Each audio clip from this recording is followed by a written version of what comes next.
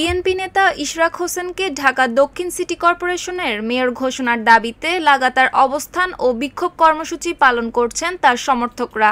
মঙ্গলবার ঢাকাবাসীর ব্যানারে আয়োজিত ষষ্ঠ দিনের কর্মসূচিতে অংশ নেন ইশরাক হোসেনের কর্মী সমর্থক ও দক্ষিণ সিটি কর্পোরেশনের বিভিন্ন ওয়ার্ড বিএনপির সাবেক কাউন্সিলর, বিএনপি, যুবদল, মহিলা দল, ছাত্রদল, শ্রমিক দল ও অঙ্গ সংগঠনের নেতাকর্মীরা।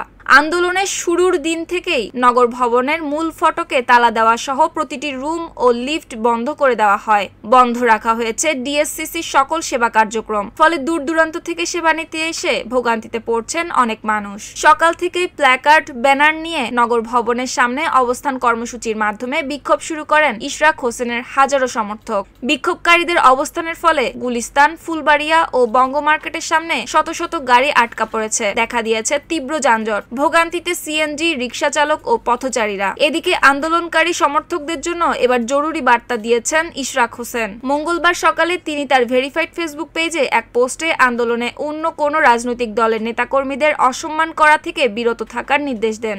নিউজ ডেস্ক, সুপ্তি রায়, ভোরের আকাশ।